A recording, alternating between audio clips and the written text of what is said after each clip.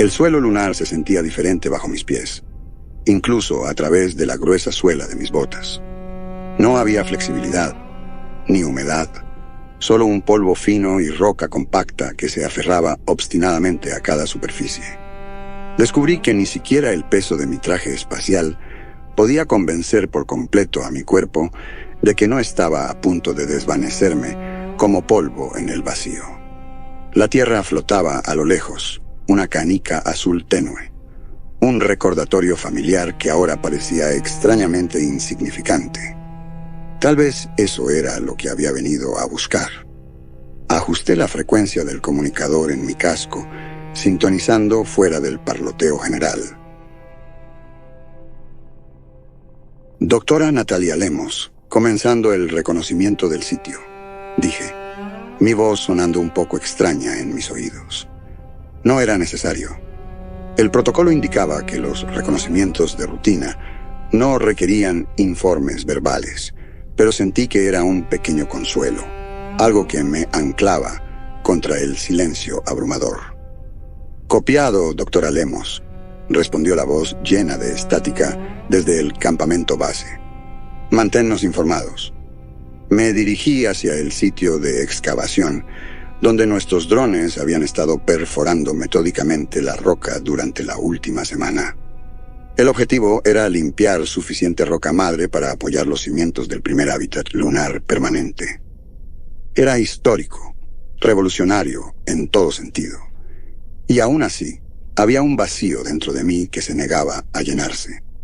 En la Tierra, todos estaban observando con ojos brillantes, llenos de esperanza y orgullo, imaginando una nueva era para la humanidad. Pero para mí, esto era solo un proyecto, una distracción temporal de recuerdos que prefería dejar enterrados. Los demás estaban dispersos en parejas, cabizbajos, concentrados en la tediosa tarea de preparar el sitio. Sobre nosotros, las naves de transporte y las cápsulas de construcción flotaban, esperando como pájaros mecánicos pacientes. Me acerqué al borde de la excavación, observando cómo el brazo del dron raspaba otra capa de suelo. Fue entonces cuando un extraño destello captó mi atención. Un brillo bajo el polvo, diferente de la mezcla habitual de rocas y depósitos minerales. Hice una señal a uno de los miembros cercanos de la tripulación, una geóloga llamada Lucía Espinosa. «Hay algo aquí», dijo Lucía, acercándose con una curiosidad inconfundible. «Parece metal... cristal», murmuró, entrecerrando los ojos.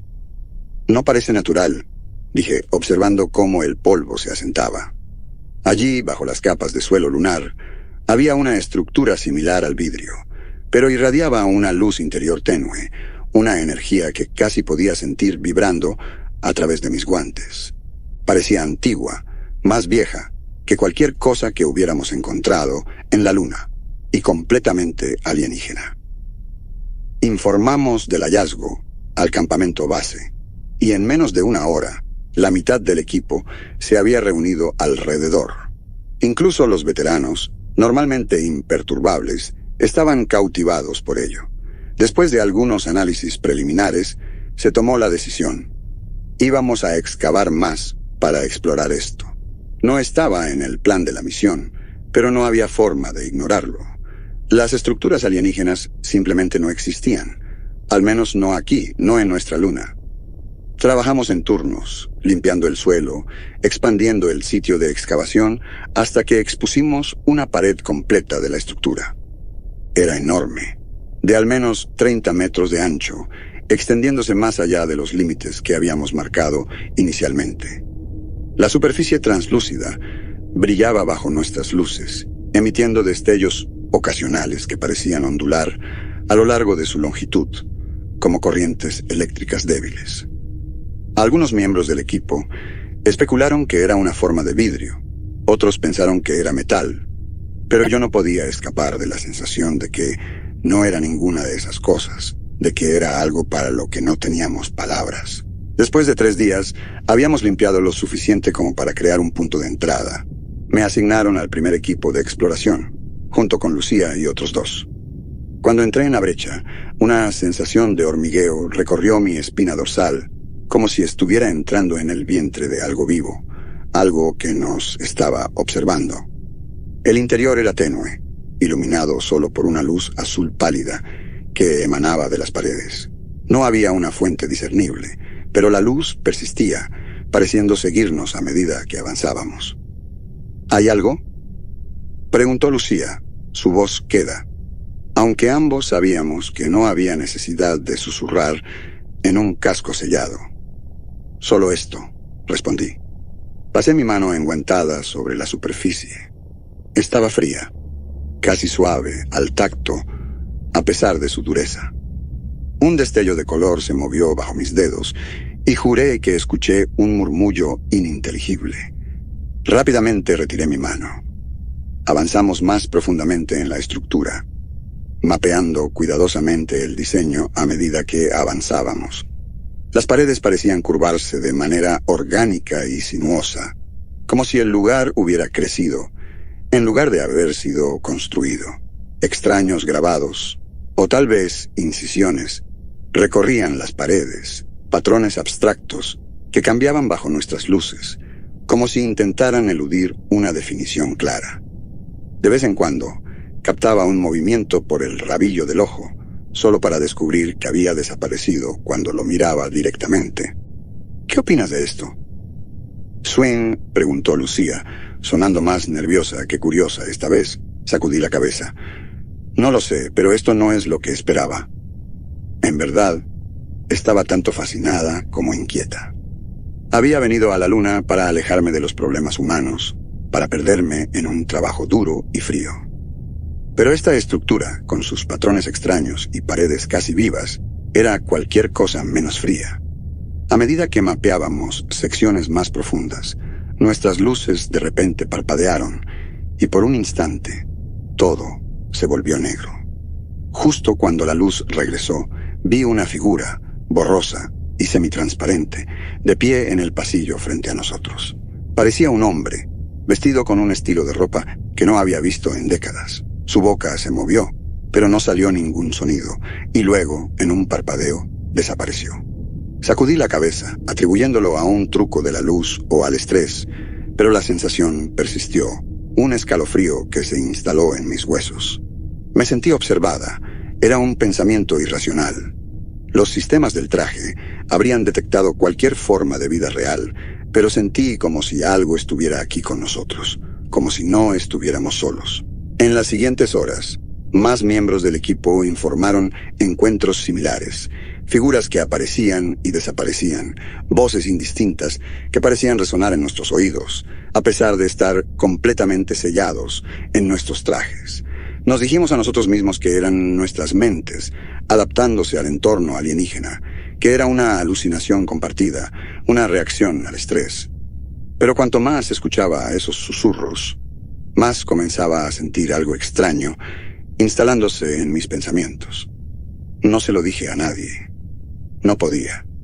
Apenas podía admitirlo, ante mí misma. Pero de alguna manera, esos destellos no eran alucinaciones aleatorias. Eran recuerdos, momentos de dolor y desesperación que atravesaban mi mente como tormentas breves y violentas. Sentía emociones que no podía ubicar, arrepentimientos que no me pertenecían, y rostros que siempre cambiaban, que no podía recordar con claridad después de que se desvanecían. Los días pasaron, y mis visitas a la estructura alienígena se convirtieron en una rutina, una mezcla de deber y curiosidad mórbida. No entendía por qué seguía regresando, por qué me sentía atraída por sus oscuros corredores. Cada visita me dejaba más perturbada, más inquieta, pero no podía resistirme. Algo dentro de este lugar me llamaba, como si estuviera buscando algo que solo él podía revelar.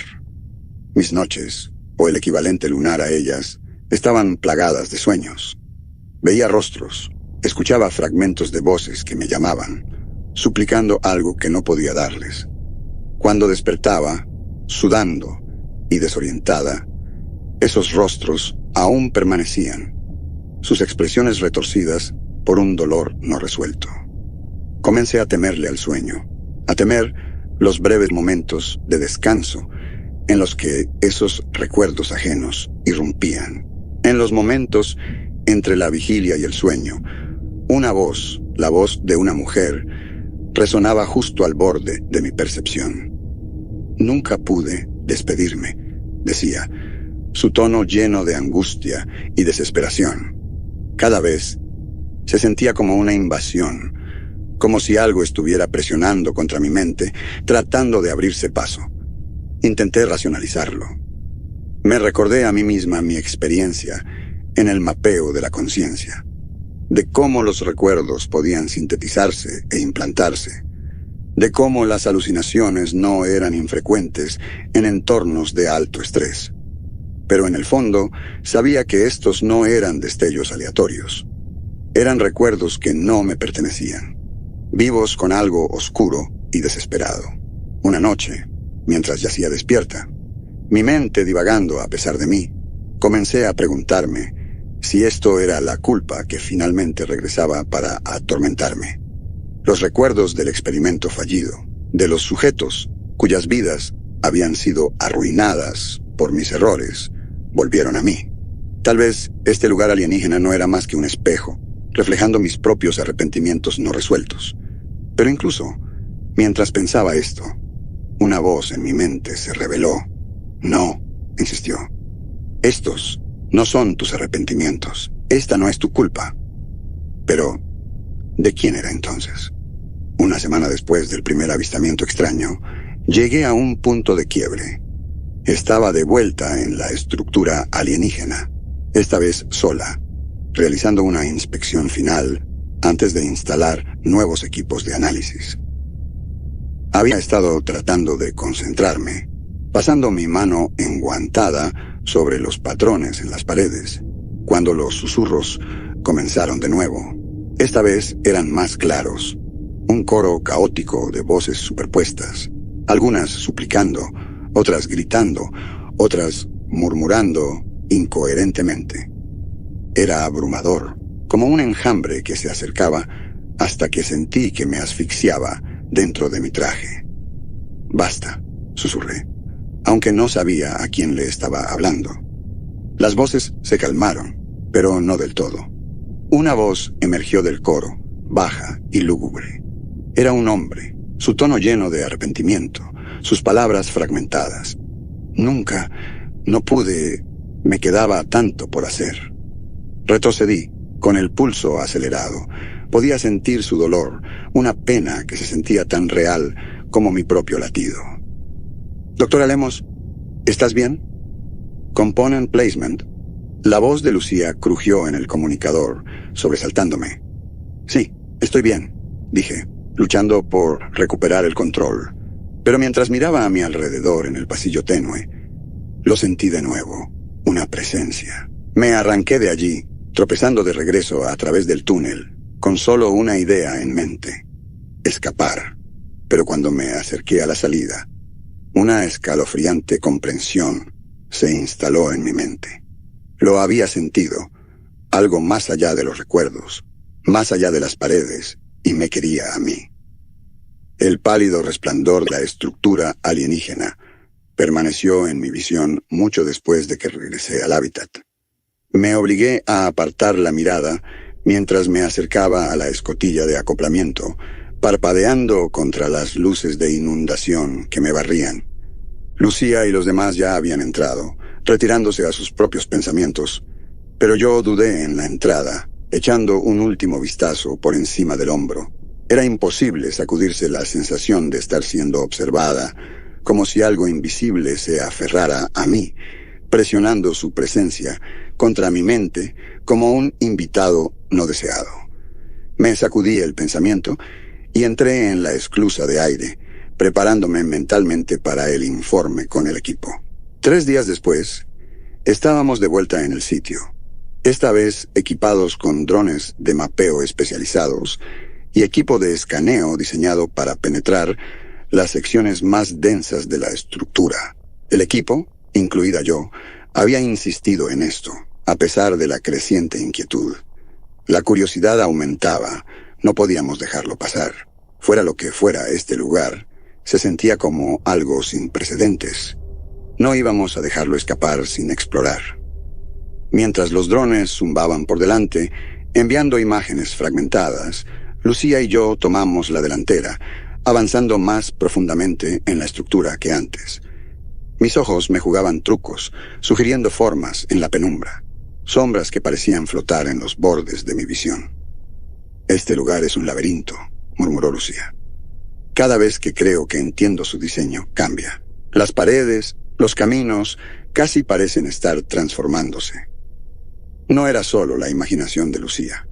Los túneles parecían plegarse sobre sí mismos, las formas, a lo largo de las paredes, alineándose en nuevos patrones desorientadores.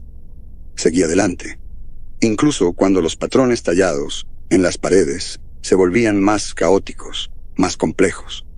Su geometría alienígena y perturbadora parecían brillar débilmente bajo mis dedos, cambiando en respuesta a nuestro tacto. Una onda se movió a través del aire, distorsionando mi visión como una ola de calor. Sombras aparecieron en las paredes, siluetas fantasmales que entraban y salían de foco. Las figuras comenzaron a tomar forma, fragmentadas y etéreas. Algunas estaban cerca, como si nos observaran. Otras se deslizaban como reflejos atrapados en una ventana pasajera.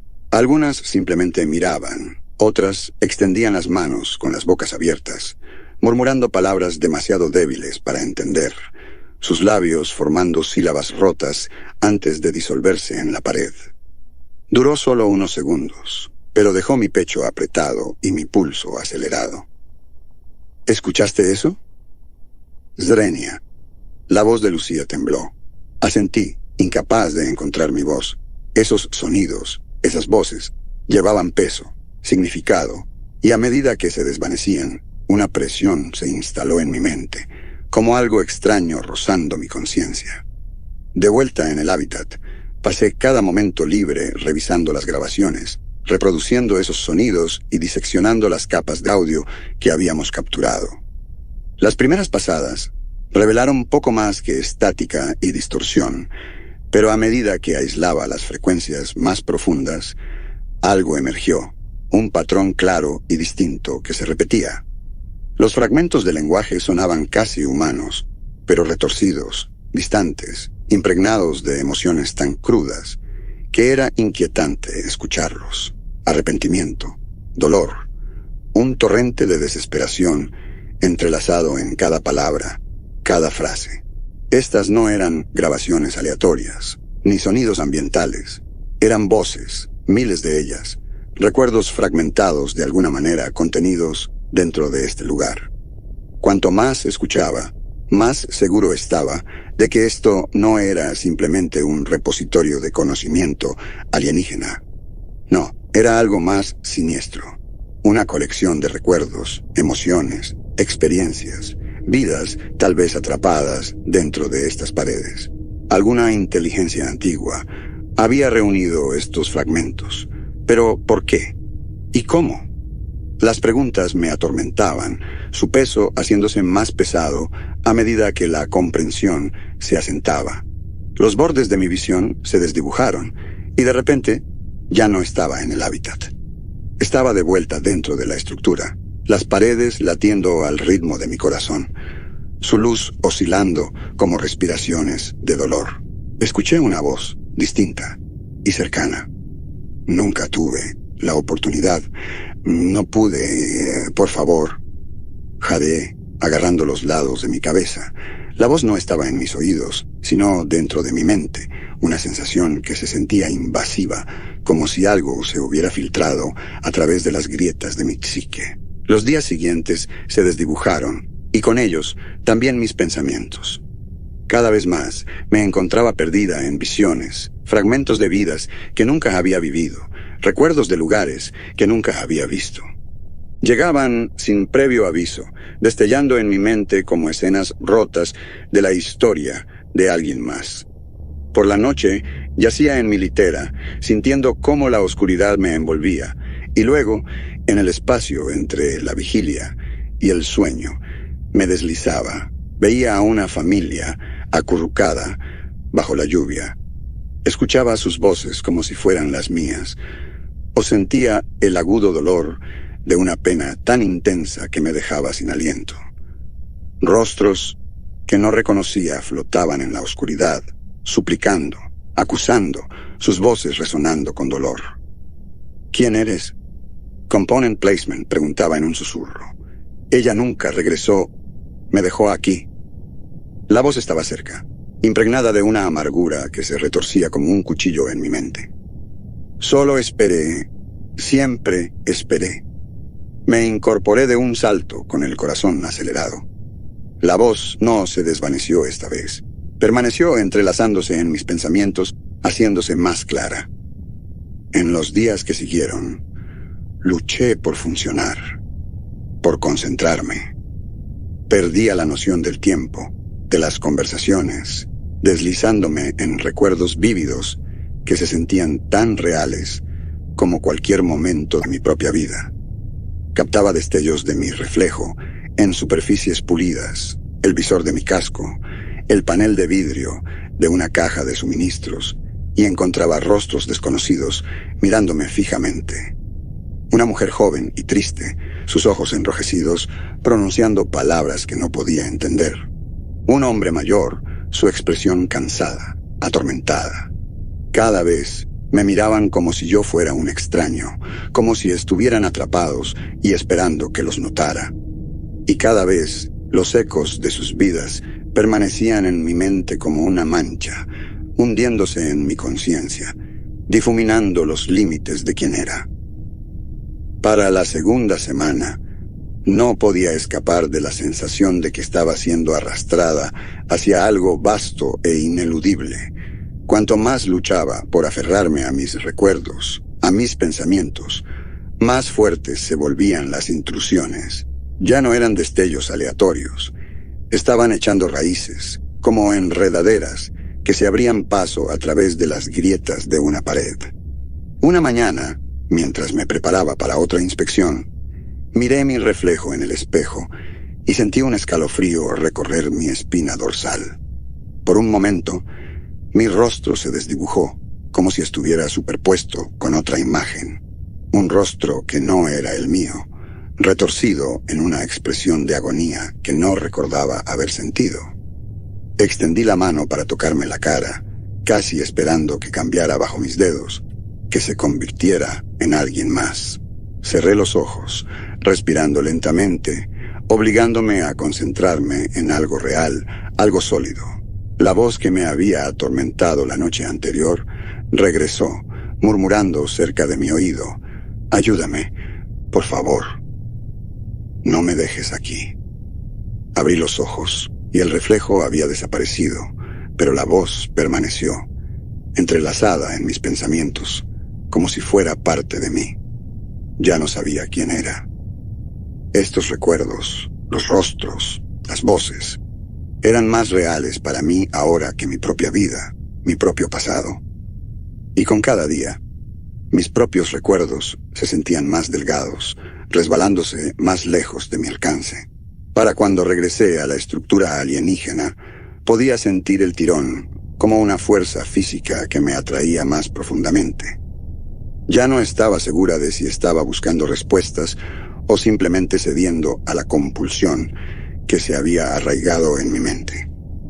A mi alrededor, las paredes parecían ondular en respuesta, y en la tenue luz azul, las sombras se movían, coalesciendo en formas, rostros, cuerpos, figuras que entraban y salían de foco, me rodeaban, sus bocas formando palabras que colgaban en el aire como humo. Era demasiado. No podía continuar. Lo perdí todo. Las voces rebotaban a mi alrededor, cada una empapada de dolor, arrepentimiento y un anhelo tan intenso que sentí que podría destrozarme. Retrocedí, con la cabeza palpitando, y me cubrí los oídos con las manos, pero las voces no se detenían. El día después de mi último encuentro en la estructura alienígena, recibimos noticias del comando terrestre. Un especialista llegaría para ayudarnos. El doctor Esteban Marín, un neurocientífico y experto en estudios de la conciencia. Fue enviado desde la Tierra, con equipo especializado, para analizar lo que estábamos enfrentando. Su llegada trajo sentimientos encontrados. Parte de mí esperaba que pudiera arrojar luz sobre lo que habíamos descubierto, pero también me preocupaba que nuestras experiencias se redujeran a puntos de datos y lecturas. Marín llegó temprano en la mañana, de estatura modesta, pero con una expresión aguda. Observó la base lunar, y luego me miró con la curiosidad fría de un hombre que no se inmutaba por lo que pudiera encontrar. «Doctora Lemos», dijo mientras nos dábamos la mano, «escuché que han estado experimentando algunos fenómenos inusuales aquí». Asentí, manteniendo mi respuesta neutral. Podría decirse eso.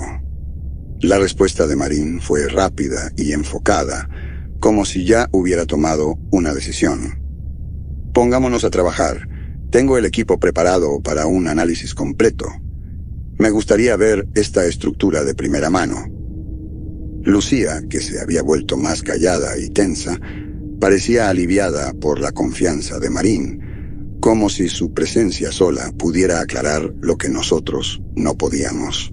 Después de una breve explicación de su tecnología, un escáner neural que llamó analizador de resonancia sináptica, diseñado para detectar y aislar patrones conscientes activos, nos preparamos para otro descenso. Marín tomó la delantera, su equipo zumbando, mientras escaneaba las paredes a nuestro alrededor. Me encontré extremadamente consciente de cada sonido y sombra en los corredores de la estructura, casi esperando que los rostros emergieran de las paredes. Lucía se mantuvo cerca, su silencio más pesado que de costumbre. Marín ajustó su dispositivo, dirigiendo el escáner hacia una de las paredes brillantes. «Los patrones aquí», murmuró, observando el monitor.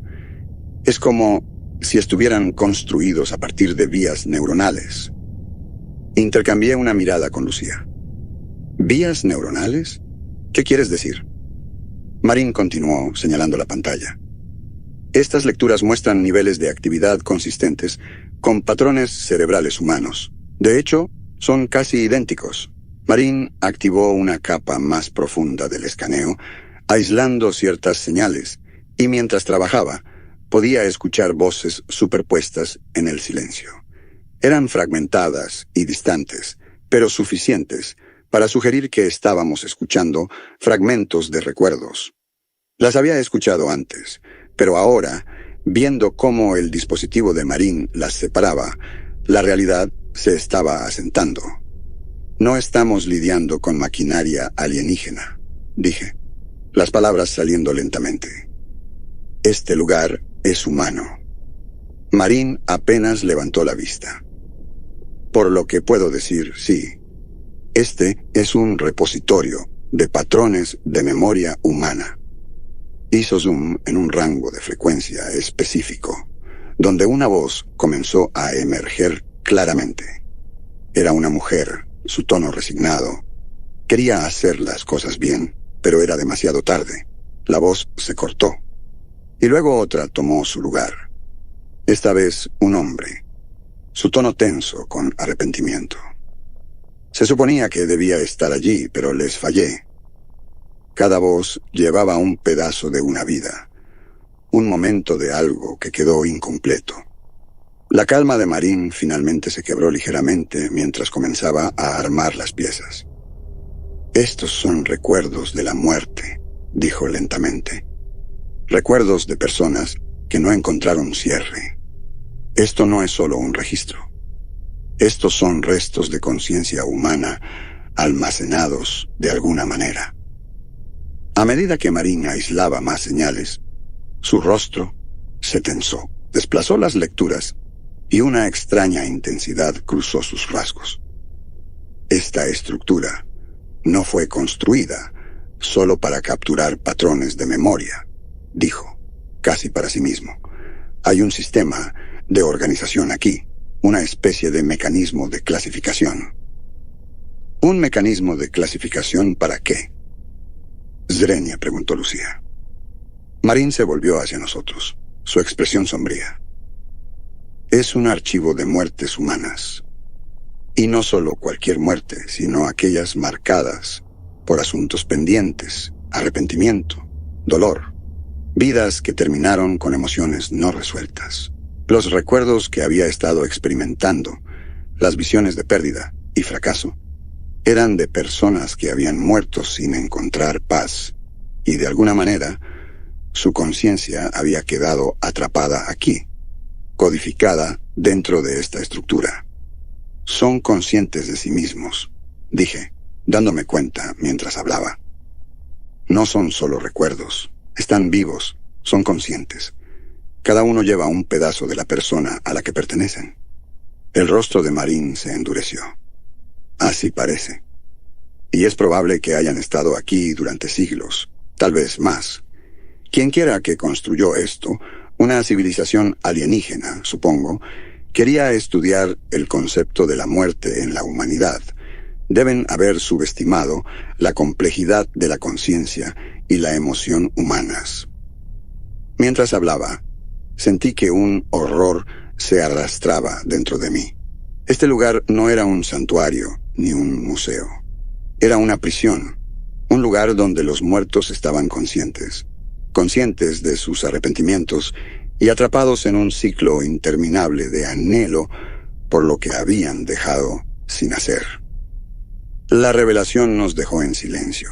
Las voces se hicieron más claras, como si sintieran que habíamos descubierto su secreto. Suplicaban, frases incompletas, extendiéndose con una urgencia que me envió un escalofrío. «No podemos dejarlos aquí», dijo Lucía, su voz quebrándose. «Tiene que haber una manera de liberarlos». Marín dudó. Si interferimos, nos arriesgamos a ser arrastrados también. Esta estructura está diseñada para capturar y retener energía consciente. Si la manipulamos, podríamos terminar uniéndonos a ellos. ¿Pero qué clase de elección es esa? «Component placement», preguntó Lucía, la frustración asomando en su tono. ¿Dejarlos atrapados así? Sentí un tirón a quedarme, a intentarlo, pero la realidad era dura. No entendíamos completamente esta tecnología, y cada instinto me decía que irnos era nuestra única opción real. Miré a Marín, cuyo rostro se había endurecido con una resolución renuente. «Tenemos que irnos», dijo. «Llevaremos los datos de vuelta a la Tierra. Compartiremos lo que sabemos. Tal vez algún día alguien pueda encontrar una manera de ayudarlos». Lucía me miró, claramente dividida, pero después de un momento tenso, asintió, derrotada.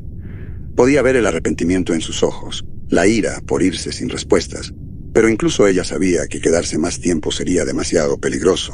Cuando nos dimos la vuelta para irnos, las voces se hicieron más fuertes, llenando los corredores. Estaban enojadas ahora, desesperadas, suplicando por liberación. Me tomó toda mi fuerza seguir caminando, ignorar el tirón inquietante que intentaba arrastrarme de vuelta. De regreso en la Tierra, fuimos rápidamente escoltados a una reunión informativa en una habitación sin ventanas, rodeados de oficiales militares, funcionarios del gobierno y científicos. Contamos lo que habíamos encontrado. Marín presentó sus hallazgos, explicando el propósito de la estructura como un archivo de muertes humanas no resueltas. Los funcionarios escucharon con fascinación y escepticismo. Algunos lo descartaron como un fenómeno psicológico elaborado, mientras que otros vieron potencial en estudiar los archivos más a fondo. Hubo conversaciones sobre asegurar el sitio, tal vez usarlo para investigación. Las implicaciones éticas apenas parecían importar. Un funcionario preguntó si había alguna manera de aprovechar el poder de los archivos para uso humano, tal vez como un medio para prolongar la conciencia después de la muerte. La pregunta me revolvió el estómago, pero no respondí. Podía ver la incomodidad de Marín en su silencio, su mirada fija en algún lugar más allá de la habitación. Cuando me preguntaron directamente sobre la experiencia, mantuve mi respuesta breve. Estas son personas reales, recuerdos reales. No es solo datos, es consciente, está vivo y se siente como sufrimiento. No me extendí. Sabía que, sin importar lo que dijera, tendrían que verlo por sí mismos para entender. Cuando salimos de la reunión, Lucía caminó a mi lado. No había hablado mucho desde nuestro regreso, y sabía que dejar el archivo atrás la pesaba tanto como a mí.